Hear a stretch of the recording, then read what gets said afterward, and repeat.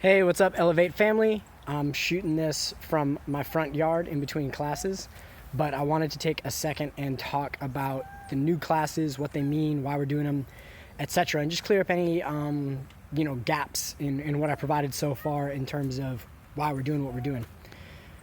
The overall goal of Elevate is to create an environment for individuals to achieve their goals and use the martial arts as a tool to do that. My philosophy on training is that in each martial art there is an overall code or a mindset or anything else, and in that code there are gaps. And so we want to transcend above that and simply use whatever tools are effective. And those tools are going to vary based on body type, based on your conditioning level, based on your personality. So everyone's going to have to find their own way. So no one's technique selection is ever going to look the same as another person's. So as a result, how we teach changes. Instead of focusing on a specific set curriculum of a set martial art and training a certain way for a certain reason, instead we're constantly changing up and making things different. So our grappling classes tries and sets as its goal to take the best from every grappling art in order to help us control our opponent. And our striking classes try to create a situation where we're taking the best out of every option for using our body to hit another person's body and to do damage and not take damage.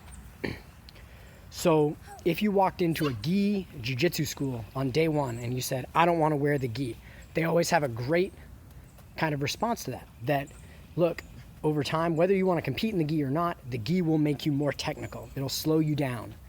It gives options that don't exist with no gi, and therefore it forces you to learn different ways to move your body and different ways to approach situations, and you benefit from that different perspective, whether you want to compete in just no gi or gi.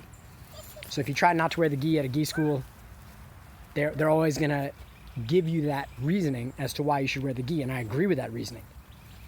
I also think that the opposite is true, that no gi forces you to develop skills that would not exist in gi. I think changing up rule sets forces you to develop skills differently. So a wrestling rule set versus a judo rule set versus a jiu-jitsu rule set versus a submission grappling rule set.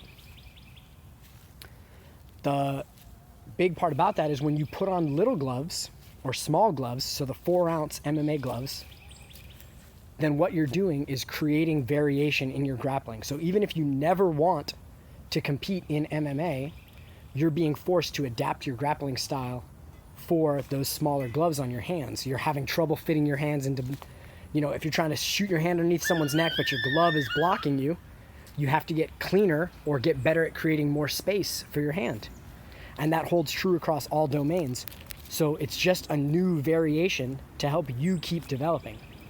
So if you're a grappling focused student, then the small gloves grappling classes, the no gi class, and the gi grappling classes are all going to be ideal for providing you different inputs to develop your grappling skills.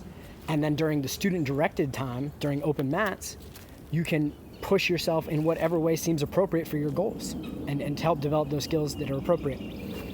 Same thing with striking. If you love striking, big gloves are a great tool, but they're not the only one. And I've never seen anyone carry a pair of big gloves around in their backpack everywhere they go.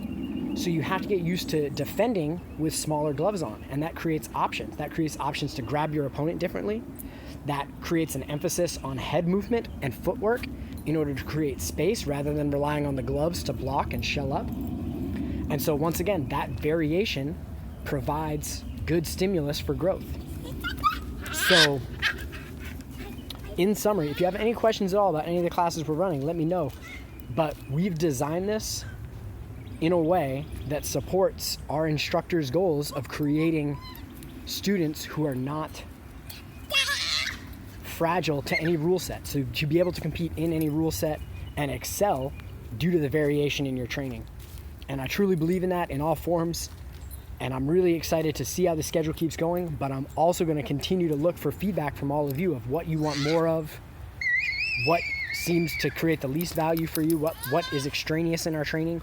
And we're going to keep refining in the same way we keep refining our techniques and our training each and every day.